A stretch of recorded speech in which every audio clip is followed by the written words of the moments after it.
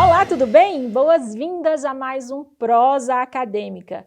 Nesse episódio, eu acho que você vai encontrar respostas valiosas para o seu caminho para o sucesso no mercado de trabalho. Vamos falar sobre empregabilidade, carreira e as principais competências que as empresas esperam encontrar nos profissionais. Estamos recebendo a Ana Flávia Araújo, que é gerente de desenvolvimento humano e organizacional no SEIB, uma das empresas que é grande referência na gestão de pessoas, no desenvolvimento humano, e também o professor Resieri Degobi, que é coordenador do nosso Núcleo de Educação à Distância. Sejam bem-vindos ao Prosa. Muito obrigada, é um prazer estar aqui. Obrigada pelo convite, Juliana. Está de volta, que ela é nossa ex-aluna também. Sim, é um orgulho estar aqui, eu fico muito feliz de poder contribuir. Muito obrigado, é uma satisfação participar hoje com vocês. Bom, Ana, eu queria começar te perguntando uma coisa que a gente tem visto muito no diálogo dos profissionais de recursos humanos, quando se fala sobre mercado de trabalho e que a gente tem vivido meio que um apagão de talentos. Parece que os colaboradores não estão conseguindo, né, se capacitar à medida da demanda que o mercado de trabalho exige. Isso é verdade ou isso precisa ainda ser melhor discutido? É verdade ou é um exagero, certo? Bom, o apagão de talentos, ele de fato existe. O que acontece? Até mesmo antes da pandemia já existia um pouquinho, na pandemia ali houve não tão um aquecimento do mercado, agora começou a aquecer, né, algumas áreas mais do que outras. O que é esse apagão de talentos, né, Juliana? Nada mais é do que a escassez de profissionais em algumas áreas de trabalho. E isso sempre ocorreu, especialmente com algumas áreas que têm ali mais especialistas, algum conhecimento ali um pouco mais específico, a gente tem uma escassez de profissionais sim. Então, por exemplo, nichos como TI, algumas áreas ali dentro mesmo da contabilidade, algumas áreas específicas também da área de saúde que precisa ali de uma especialidade diferenciada, um conhecimento diferenciado. Nós mesmos lá no Grupo SEIB, nós temos algumas áreas de conhecimento bem específico que a oferta de profissionais diferenciados e com talento já não é a mesma de outros nichos. Então esse apagão, ele é natural. Eu costumo dizer muitas vezes que a gente tem as oportunidades de trabalho, tem vagas sim, às vezes as pessoas pensam assim, nossa, mas não tem tantas vagas no mercado de trabalho. Nós temos vagas sim, mas nós também estamos em busca desses talentos para ocuparem essas oportunidades. Então a gente vê esse apagão, tanto em nichos específicos bem especializados, como também vemos um apagão de profissionais diferenciados em soft skills. Porque às vezes nós temos ali algumas áreas que são também assim de uma boa oferta, quando a gente pensa assim em volume de candidatos no mercado de trabalho, mas aí vem aquele diferencial que é uma soft skill, que é um comportamento ali aderente à nossa cultura que a gente acaba não contratando, né? Aquela máxima que as pessoas falam também, as pessoas são contratadas pelas hard skills e demitidas pela ausência das soft skills, é verdade? Eu vou dizer que a gente trabalha no nosso grupo, a gente busca muito, a gente fala muito que a gente contrata o sorriso e desenvolve a técnica. Essa é a nossa forma de trabalhar, porque nós já vimos essa realidade e a gente modificou para que a gente possa, de fato, acreditar nas pessoas. Por isso que a gente contrata os talentos, porque a gente sabe que quando você tem ali uma escassez de soft skills, você não consegue nem adquirir habilidades e conhecimentos mais difícil diferenciados. desenvolver, né? É mais difícil. O papel da empresa nesse processo de Exato. desenvolvimento. Então, quando você tem um bom comportamento, fica até mais fácil você aprender habilidades técnicas. Então, a gente já modificou isso. Mas essa premissa que você trouxe, que acontece muito no mercado de trabalho. Muitas empresas contratam pelos conhecimentos técnicos, mas ali vê a ausência de importantes comportamentos e isso acaba justificando o desligamento. O professor Resieri, a gente sabe que o grande papel da academia é a parte instrucional, a preparação técnica para o desenvolvimento das profissões. Mas o desenvolvimento dessas soft skills também é algo que passa pela preocupação da academia. E eu acho que às vezes os alunos não percebem. Na verdade, professora Juliana, nós temos uma preocupação muito grande, posso falar, né, pelo CEUB, especialmente pelo CEUB AD, em desenvolver muito mais do que as hard skills ou as competências técnicas, e eu entendo que, principalmente quando a gente trata de cursos de graduação, o aluno tem uma oportunidade de uma vivência acadêmica tá? Tanto para a construção de networking, quanto para o desenvolvimento dessas soft skills ainda no ambiente acadêmico, como uma grande oportunidade. É uma pena que nem todos acabem aproveitando, né? Muitas vezes os alunos estão tão envolvidos já com o próprio trabalho, né? Ou com outras questões que acabam dividindo mais o seu tempo com os estudos, e eles focam apenas nas disciplinas e se esquecem de uma série de outras iniciativas que muitas vezes são desenvolvidas no ambiente acadêmico e que eles poderiam, né, aproveitar esses espaços para desenvolver um pouco mais essas soft skills. Ô, Ana, você que foi ex-aluna, é ex-aluna do CEUB, né? Tem alguma dica, assim, que a Ana, lá estudante, poderia deixar para os nossos alunos? Olha, se naquele tempo eu pensasse desse jeito, talvez eu tivesse aproveitado melhor essas oportunidades. O que é que a Ana do passado pode dizer para a Ana do futuro e para os nossos alunos? Eu tenho uma dica que eu aproveitei essa dica, mas aproveitei mais ali no final do meio para o final da minha graduação. Mas eu acho que se eu voltasse atrás, eu aproveitaria um pouco mais desde o início, que é uma dica para o estudante, né, que pensa assim, nossa, como é que eu vou conseguir o meu primeiro trabalho? Como é que eu vou conseguir o meu primeiro estágio? Eu também passei por essa preocupação, e é uma honra estar aqui conversando agora com esses jovens, eu já estive nesse lugar, de que não fique esperando pelo primeiro estágio remunerado. Vá atrás do seu estágio não remunerado. Então você pode procurar ali uma instituição, se colocar à disposição, que você pensa assim, nossa, eu vou trabalhar, mas eu não vou ganhar nenhum valor de bolsa, por isso não tem problema. Porque é importante você fortalecer o seu currículo quando você pensa em mercado de trabalho. Então, mesmo que seja ali um estágio que não é remunerado, não importa, porque você vai ganhar repertório, você vai ganhar conhecimento prático, porque a gente sabe que o conhecimento técnico, ele é fundamental, o teórico, mas o prático também ali, ele é muito importante para quando você vai ingressar no mercado de trabalho. Então, iniciar, assim que puder, um estágio voluntário, não remunerado, para você ganhar repertório, é uma boa dica. Trabalho voluntário, que é uma dúvida que todo mundo tem. Posso fazer? Vale como entrevista, como experiência de trabalho? Posso colocar no currículo? O que é que vocês, como é que vocês interpretam alguém que tem alguma passagem por trabalho voluntário quando vocês veem lá no currículo? Pode colocar no currículo e deve colocar no currículo, especialmente ali se você está no início da sua carreira. Currículo, como é que funciona? Você tem que colocar as experiências mais relevantes. Então, se você é jovem, ingressou agora, está querendo ingressar no mercado de trabalho, não tem nenhuma oportunidade ainda que você trabalhou ali de uma forma remunerada, faça como eu sugeri, né? Procure um estágio não remunerado, um trabalho voluntário e coloque no seu currículo, porque é um repertório profissional. Eu fiz isso com o meu currículo e à medida que você depois ingressar no trabalho ali, que é remunerado, você às vezes vai até para uma outra oportunidade, seu currículo começa a ficar ali maior, você pode retirar aquela oportunidade que você teve ali como um trabalho voluntário e você vai deixando ali todas as experiências que são mais relevantes. Então, sempre no seu currículo tem que ter as experiências mais relevantes, mas quando você não tem nenhuma oportunidade, você tem que colocar que você tem, é fundamental. Tem as atividades extensionistas também, né, que são ofertadas pela academia. É um excelente caminho de garantir esse aperfeiçoamento, né, e rede de relacionamento. Exatamente. Nem todos os cursos têm por obrigação as atividades extensionistas, embora agora haja na legislação, né, então recentemente essa mudança, para que pelo menos 10% da carga horária do curso seja curricularizado como extensão. Então o aluno precisa já começar a colocar a mão na massa antes mesmo de sair da academia e começar a criar esses relacionamentos. Então, além das atividades extensionistas, nós temos as outras oportunidades que também estão relacionadas com as atividades complementares.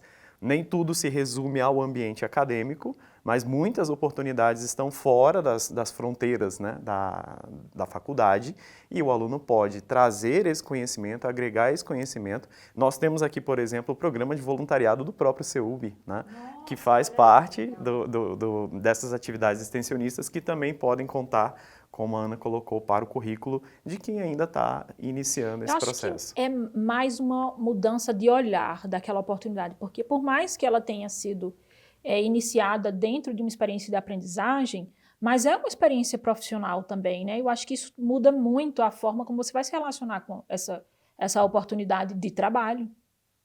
Vocês Com concordam? certeza, mesmo porque as pessoas elas precisam ressignificar um pouquinho isso, porque a gente fica com uma expectativa quando a gente entra na faculdade que logo conseguiremos uma oportunidade muito boa, com uma excelente remuneração, mas a gente precisa entender que para tudo a gente precisa investir. Então, ter calma, investir ali, buscar agências que têm ali também oportunidades de estágio remunerado, claro, é importante, mas você tendo aquele tempo, não tem nenhuma outra oportunidade para você, invista tanto em tempo em cursos, quanto também essas experiências, como eu disse, que são voluntárias e que vão, antes de mais nada, te dar ali a oportunidade de você colocar em prática tudo que você aprendeu na graduação. Você falou em investimento e eu me lembrei aqui de uma coisa que eu vejo com muita frequência na minha rede de relacionamentos, entre os meus clientes, meus colegas também, é que as pessoas não entendem network como investimento também.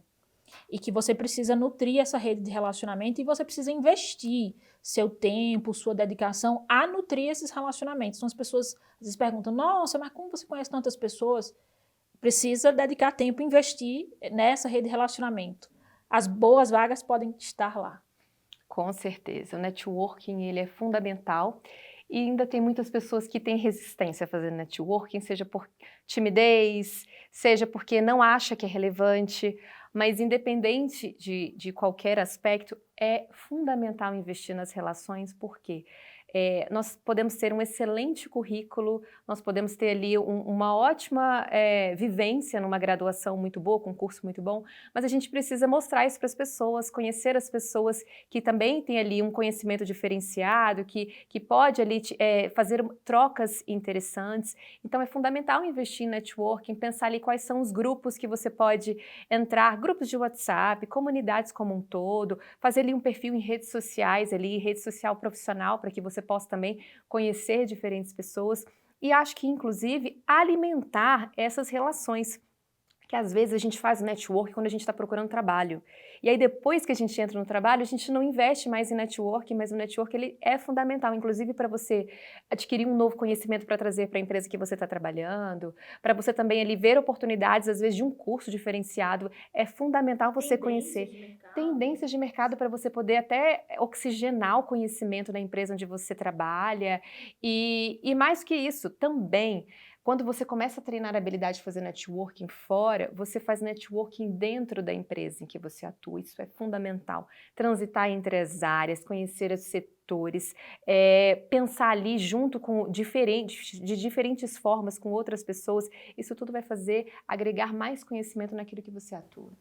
Acho que indo muito de encontro, né, ao que nós estamos dizendo aqui, se a gente faz um paralelo por essa questão de investimento, o período da graduação não deve ser o único investimento. Eu não tenho que investir tempo para estudar somente as disciplinas. Eu preciso diversificar essa carteira e incluir aí essas opções que a gente já discutiu aqui. E as ferramentas hoje em dia têm facilitado bastante isso, né?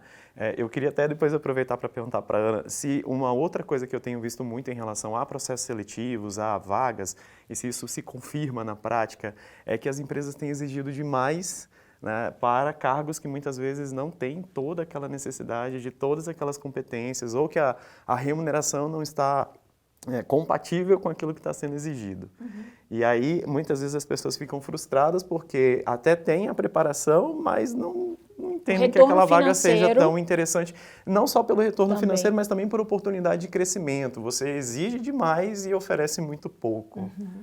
Isso acontece sim. Às vezes tem empresas no mercado que eles pensam assim, não, eu vou trazer esse talento com esse currículo robusto para uma oportunidade mais simples. Então, a pessoa ela está grande para a cadeira. E num primeiro momento, a pessoa pode até aceitar, porque ela está disponível no mercado, precisa se recolocar com urgência, aceita. Mas isso lá na frente, até a curto prazo, ainda mais médio prazo, com certeza, isso já começa a gerar alguns desconfortos, a pessoa pode se frustrar, a pessoa pode vir com uma expectativa de grande e de rápido crescimento profissional lá dentro e não obter isso, e aí já gera um desligamento mais rápido. Então, a gente tem dificuldade de reter profissionais quando a gente faz esse tipo de movimento, trazer um profissional muito grande para uma cadeira que não é compatível com ele. Então, o ideal é a gente trazer compatível com a cadeira. Claro que você pode trazer um pouquinho maior essa pessoa quando você tem uma expectativa a curto prazo de crescimento. Eu sei que eu preciso trazer uma pessoa que logo lá na frente, se ela tiver potencial, ela pode ser promovida ali para um cargo de liderança. Então é importante você investir mais. Mas quando não há essa expectativa, é importante também que haja essa coerência entre o que você procura no mercado e o que você tem a oferecer. Ana, outra coisa que as pessoas têm falado bastante é sobre essa nova geração que está chegando no mercado de trabalho, que às vezes tem pouco comprometimento, e tem vários nomes, inclusive uns bem ruins, né? Geração mimimi, Nutella e tal, e que tem pouco comprometimento com as relações de trabalho, fazem muitas exigências e entregam muito pouco. Isso é verdade? Parcialmente. Eles não entregam muito pouco, não. Eles entregam muito, mas tem algumas diferenças das gerações anteriores. Por exemplo, esses das gerações mais recentes, eles não têm esse apego que a nossa geração tem, por exemplo, de vou entrar numa empresa, eu vou construir carreira até me aposentar. Eu não vou me desligar da empresa por qualquer motivo. As gerações mais novas, eles não têm esse apego. Eles pensam, posso ficar aqui só 1 ano, posso ficar aqui 6 meses, se não atender minha expectativa, eu pulo para uma outra empresa. E isso gera um desafio para a retenção enorme, Isso gera um desafio para a retenção, era justamente isso que eu ia falar. E aí a gente precisa entender também o perfil dessa geração nova, o que faz eles quererem ficar numa organização. Então eles não querem apenas só segurança financeira. Eles querem segurança financeira, mas eles não querem nem tanto só cargo de liderança, mas eles querem desafios, eles querem um plano de carreira onde que eles possam ali ter também uma carreira de especialista, não só de liderança. Eu não quero ser líder, como é que eu posso crescer aqui dentro? Então uma carreira Y, para você ser um especialista, uma carreira W, para você ter ali projetos diferenciados. Além disso, eles também não querem trabalhar unicamente por dinheiro, como eu trouxe salários, eles querem trabalhar por propósito. Como que o propósito dessa empresa se conecta ao meu propósito de vida? Como que os valores dessa empresa se conectam com os meus valores? Como que eu me levanto todos os dias para trabalhar e me sinto motivado para trabalhar e que não é a remuneração, mas sim os desafios que são ali coerentes com os meus desafios de vida. E eles olham muito qualidade de vida, a cultura organizacional, como que é o clima organizacional. Tudo isso faz eles avaliarem e quererem, desejarem estar na empresa. Mas só consegue também esse nível de uma relação mais simétrica com a empresa, quando você consegue também fazer boas entregas, né? E aí, nesse sentido, para quem está ouvindo e pensando, vou me organizar para buscar uma empresa que consiga atender também aos meus propósitos. Quais são as competências mais requisitadas ou as mais escassas que as empresas têm percebido hoje? Nós temos algumas competências que elas são fundamentais, a gente tem que falar então de soft skills, né? Claro que as hards, o que a gente pensa? A pessoa já vem com a competência técnica, ok, ou então ela vem pelo menos com potencial para aprender essas competências técnicas. Mas o que é fundamental? Ainda mais agora no cenário pós-pandemia, nunca se olhou tanto para essa parte mesmo emocional, de inteligência emocional. Então, assim, esse autocuidado, esse autoconhecimento, saber lidar com adversidades, que é a inteligência emocional como um todo, é uma competência que a gente realmente avalia bastante. Trabalhar em equipe, flexibilidade também é algo, protagonismo no desenvolvimento. É algo também assim que é fundamental, você não achar que é apenas responsabilidade da empresa o seu crescimento profissional e o seu desenvolvimento ali, seja mesmo de novas competências ou um conhecimento de uma nova, algum novo curso, que você tem um papel que é seu de buscar esse conhecimento. Essa também é uma competência importante. A curiosidade intelectual também, que está dentro desse protagonismo, é você saber lidar com adversidades, resistir a frustrações, também é uma competência diferenciada. Então nós temos aí um grupo de competências voltadas muito para soft skills, além de também inovação, buscar tecnologia, que a gente sabe que isso aí também é fundamental para a gente seguir no mercado de trabalho. Eziele, eu tenho certeza que o seu coração está batendo forte e aí que você quer dizer alguma coisa, porque Sim. Ela trouxe aí umas palavras-chave que muitas vezes os alunos não reconhecem como oportunidade de aprendizado no currículo oculto da instituição, né, das suas relações de ensino. trabalho em equipe, diversidade, Tecnologia, protagonismo, tecnologia. inovação. Eu sei que você está querendo falar sobre isso. Sim, é porque tudo isso que a Ana trouxe, de fato, gera um desafio muito grande para as instituições de ensino, porque a gente precisa acompanhar o mercado e a mudança desses conceitos. A gente hoje fala em carreira em Y, carreira em W, a gestão por projeto, por competência, contratação por competência, e as instituições educacionais, elas precisam começar a seguir este caminho. Lembrando que a gente não pode fazer o papel de desenvolver somente, né, tem que se preocupar com a hard a também, hard né? também, e eu preciso associar tudo isso à realidade que está acontecendo aí fora hoje. Exatamente para que o meu curso, para que as minhas disciplinas, para que a vivência acadêmica dos nossos alunos não sejam limitadas às questões técnicas, né? Então, quando você desenha uma matriz por competências, sem buscar no mercado quais são as competências para cada disciplina que você vai desenvolver, para cada conteúdo, para cada bibliografia que você vai recomendar, fazendo uma costura muito bem feita para tudo isso, o resultado pode ser desastroso no sentido de que eu vou formar um monte de gente que não vai conseguir se colocar em boas posições no mercado de trabalho. E aí, por isso que eu citei anteriormente a questão das ferramentas, porque elas têm ajudado muito nesse sentido. A inteligência artificial, inclusive, tem feito um trabalho muito bacana, né, em operar para colaborar para que a gente consiga cada vez mais usar o termo até, né, da garotada de hoje em dia, dar um match entre a pessoa que está saindo da faculdade ou ainda entrando na faculdade durante o seu percurso acadêmico com o que o mercado de trabalho está esperando lá nos processos seletivos.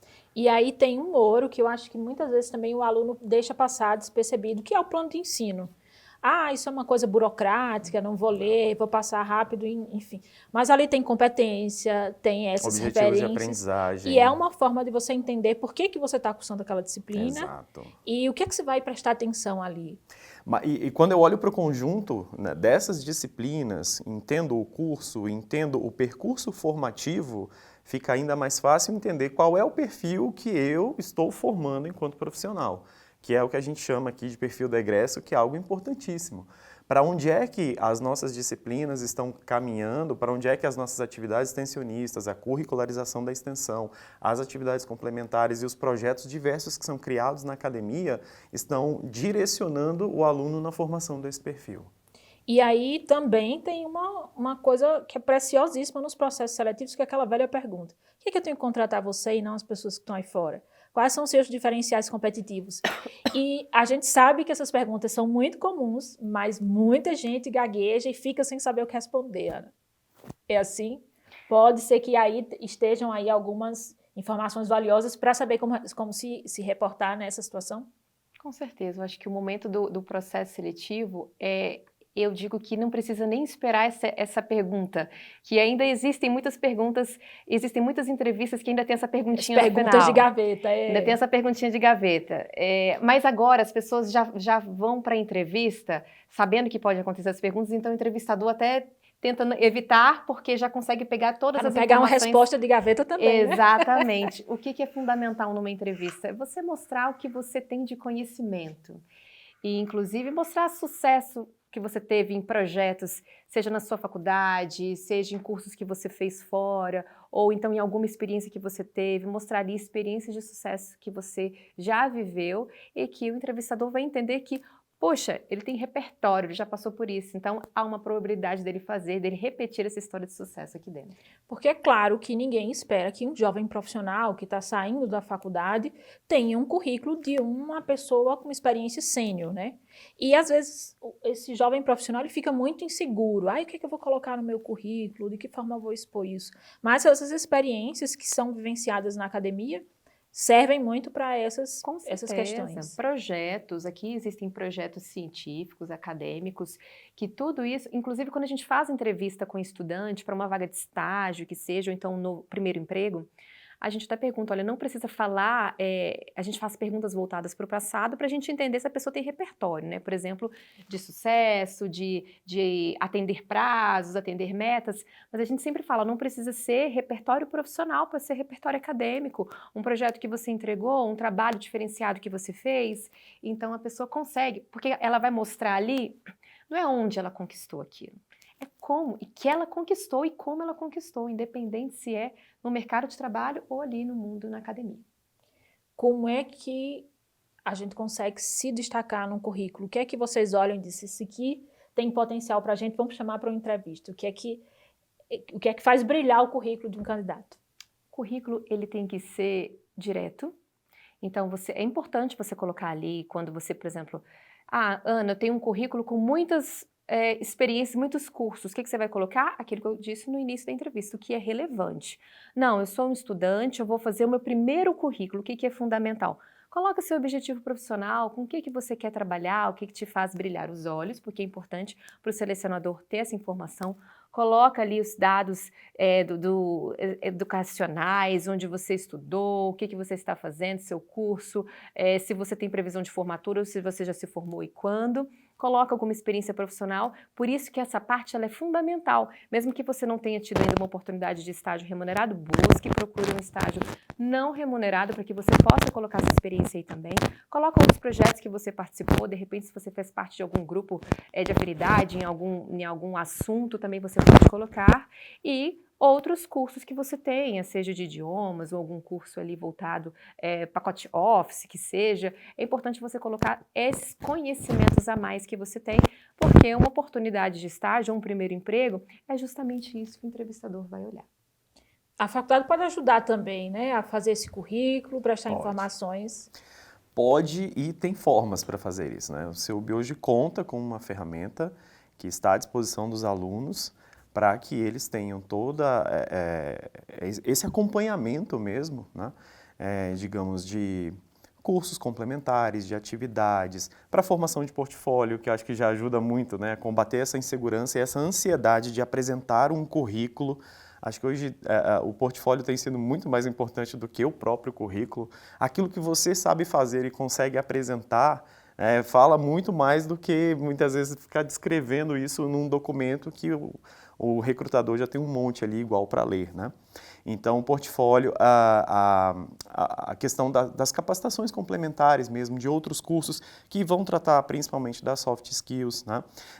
Uma ferramenta que também pode te ajudar a se guiar neste processo de preparação enquanto você está desenvolvendo as suas competências acadêmicas, né? E todas as hard skills, além também de uma orientação para que o mercado de trabalho consiga olhar para você ainda na academia, enquanto estudante ou como egresso, e ofertar para você aquilo que o seu currículo já está te preparando para apresentar ao mercado de trabalho. Porque essa ferramenta que a gente está utilizando hoje e que já está à disposição dos alunos, ela consegue avaliar o grau de aderência do currículo do curso, das competências que estão sendo desenvolvidas naquelas disciplinas, com um mapeamento que é feito junto ao mercado de trabalho. Então, para cada área, grande área de formação, existe um mapeamento que é realizado sobre o que é que mais se pede nessas áreas e essa ferramenta consegue, a partir da matriz do seu curso, das suas disciplinas, desses programas de ensino, dessas disciplinas, dizer o quanto você está aderente àquilo que o mercado mais tem solicitado. Então, desde os cursos extracurriculares até os seus projetos de extensão de pesquisa, tudo isso pode ser juntado, né, num perfil seu e que vai te dar esse direcionamento e que vai direcionar também para as empresas que vêm trazer as suas vagas e que têm aí a expectativa de que haja esse casamento, esse match, como a gente tinha comentado antes. E aí vamos pensar que o currículo ele tem a missão de levar você para a segunda fase do processo seletivo, que pode ser uma entrevista, algumas dinâmicas de grupo, etc. Nessa segunda fase, numa entrevista, numa dinâmica, o que é a regra de ouro que vai ajudar alguém a se destacar melhor naquele grupo? Não tem a regra de ouro, tem as regras de ouro, Sim. digamos assim. Tem algumas dicas que elas são valiosas para um processo seletivo.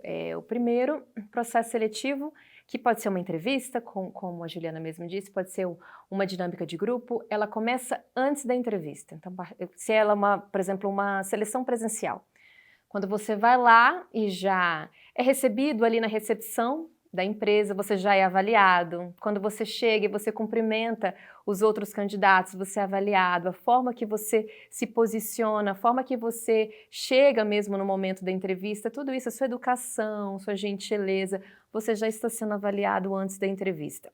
durante a entrevista também, como você se relaciona, se é uma entrevista em grupo, como que você espera os demais, né, colocarem ali as suas contribuições na entrevista, como que você se porta diante de uma pergunta, como que você espera a resposta do outro, se você realiza perguntas que são interessantes e que são relevantes. Então, seu comportamento como um todo ele é avaliado. Um ponto também que eu acho importante é você responder as perguntas de uma forma clara e se prender na pergunta que foi feita, ali com uma riqueza de detalhes, mas também sem ser prolixo, né? Sem evitar ali ir para demais assuntos. Uma dica também que é muito valiosa é, antes de mais nada, é você ser aquilo que você está falando. Porque muitas vezes, principalmente quando nós estamos nas nossas primeiras entrevistas de emprego ou de estágio, a gente quer muito aquela oportunidade, a gente tem uma ideia de que, nossa, se eu fizer isso, o que eu preciso fazer para ser selecionado? Mais importante, você precisa ser aquilo.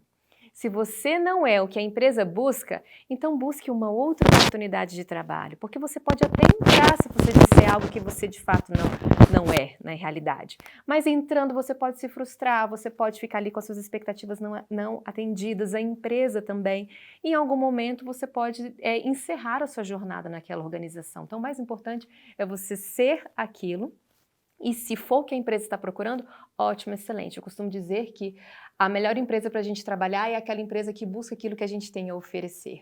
Então, não adianta eu querer muito uma empresa, sendo que não é oportunidade para mim naquele momento. Então, a gente precisa realmente dizer o que nós somos.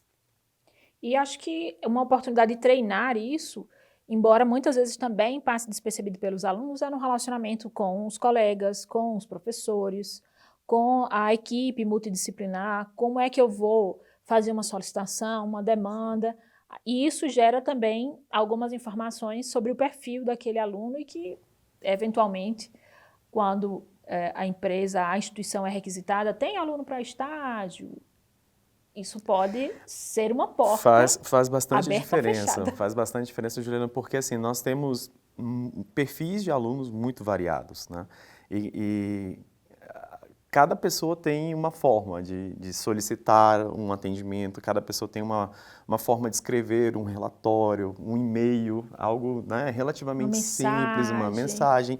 Então, a gente começa a perceber que ainda no ambiente acadêmico, já o perfil pessoal está sendo desenhado ali, ele está apresentando isso e certamente é isso que ele vai levar para uma entrevista de emprego, né? Então acho que essa questão da autenticidade que a Ana colocou aqui é muito importante, que a gente seja autêntico, mas que a gente se lembre que nós estamos o tempo todo, inclusive durante o período da faculdade, em relação com outras pessoas e construindo esses relacionamentos, criando essa rede de contatos.